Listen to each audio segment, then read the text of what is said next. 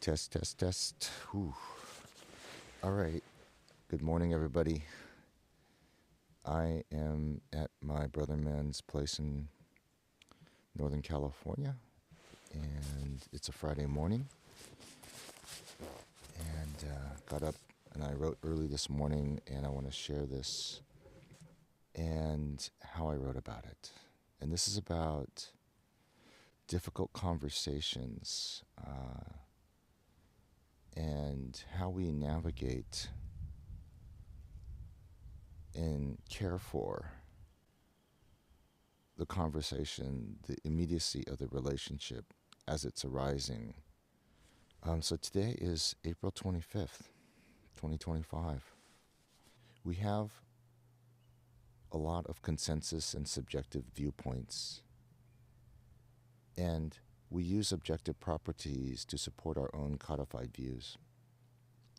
How do we reconcile this when we are living in communities with in-group biases that foster a sense of belonging and sometimes an affinity for being in a loving state with another, when we are now receiving new operating instructions from others that do not resonate with our considered thoughts? We have our perceptions that are built on our experiences from childhood to present day that shape our beliefs of the world, the relationships specifically to what I'm talking to, one-on-one. The people, the community support our need for safekeeping. And in this, we in turn support the beliefs and herald them as identity to and for the group. This is a way of being included, but also being inclusive, so to speak. But it has margins, right? We will continue to manifest knowledge in experiential relationship to bolster these beliefs, to codify our place in the world, in the community, in the social order. It becomes our unconscious manifestation of the life we are agreeing to and abiding by. This truth is a form of resolution, with layers upon layers of truths that are time-built and codified and concretized. Difficult conversations arise when we are threatened on these beliefs we have built around us. That is to our way of existence in life. Because we are, as humans, inherently conservative for the necessities of life. That is, to breathe, to eat, to drink, to have sex, to love. Our hindbrain focuses in milliseconds on these needs, and we follow an unconscious pathway of preservation, that is, self-preservation. There are greater truths. An example of this is, as in Newtonian physics was in its day a truth and a fact, as Einstein's theories were in his days, as now quantum reality entanglement and healing in my world is the truth of the day, the facts of the day. Not one necessarily disregarding the other, but helping to mold and codify something much greater truths.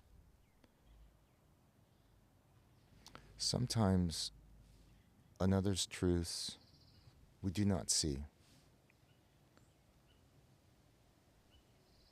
As we are operating in our own instructions,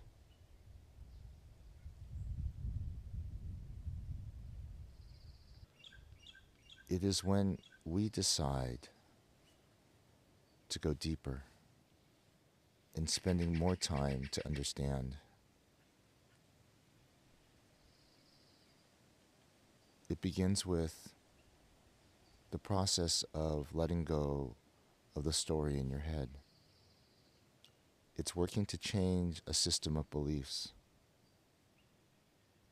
to gather more knowledge, in the want to have a much different relationship with the other, with life, really, from moment to moment, day to day, relationship to relationship. This is not to collide into a loving relationship. It is for change. It is for new insights that we are in receipt of learning from each other and to embrace each other willingly, even as it is challenging our own belief systems, which creates a lot of sensation in our bodies. We get tight, we feel nervous, the pit in our stomach, our neck or our back gets tight. We want to flee sometimes, or we want to ball our fist up and begin to fight.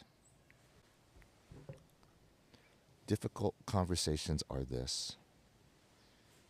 It is this deconstruction of patterns of belief that we were codified into these certain ways of being that began from an unknowingness, possibly from scarce thinking, and in this, the need to fulfill oneself in one manner or another.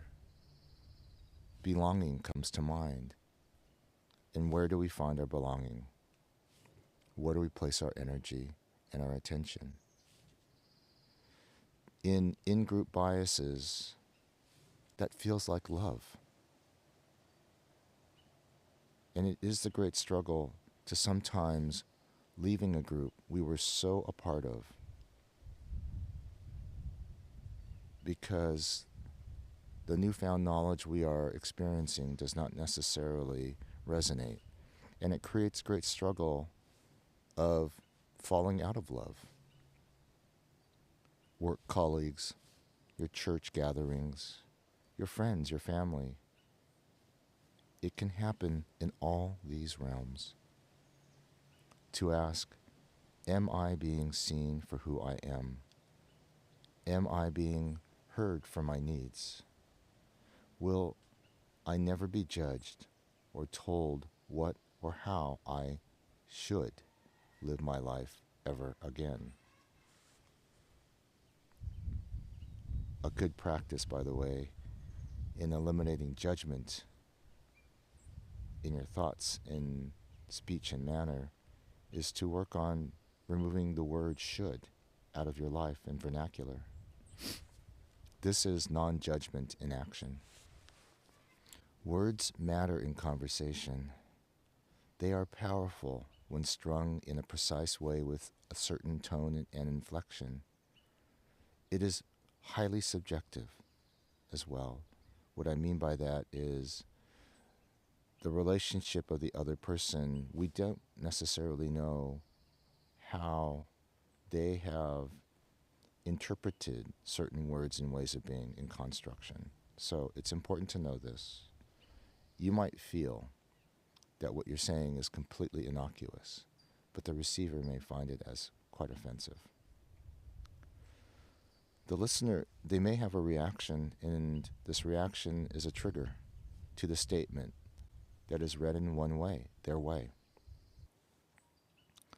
This is where the story really does begin to unfold, and I'm sure we hold stories of belief that when challenged, they create an emotional response. And that emotional response is the word that we use as being triggered. The unconscious and unconditioned state of feeling defended, which may be seen and supported by talking over someone, repeating my statements of need or of interpretation to the statement as, I know what's right, you're wrong, you're not listening, you're not hearing me. Triggers are an emotional and historical record of the past transgressions. Separating this from feeling this or feeling that as a sensation, more so, that may feel like tension in the body or waves of nervousness or the pang in your stomach or the want to flee, when we put a pause on that and we slow the conversation down, then we begin to heal the reasons why we are now in the state of defense. It is a very vulnerable position to be in, but it is the most courageous stance we could ever make in healing a deeply loving relationship of another person. Sometimes in these difficult conversations, when your full self is being received, oftentimes we begin to hear our own story vocalized for the first time.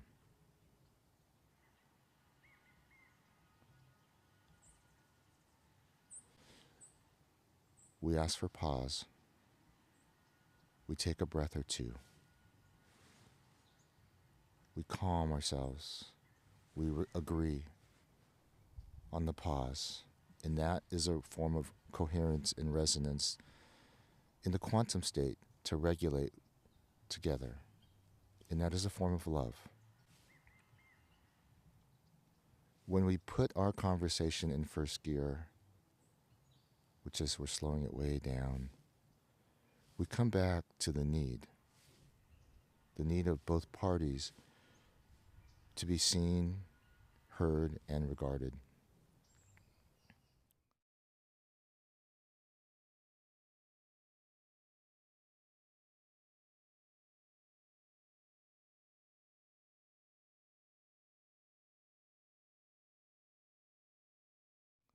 The topic is no longer the issue that got us into the struggle, which pulled the trigger that caused maybe the anger, the hurt, the sadness, the shame, the guilt from the past.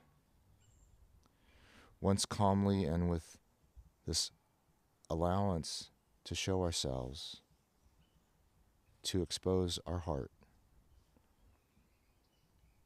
that we are reflective and introspective, that may the relationship to the self continue anew, and the resolution of the coupling conversation resolve.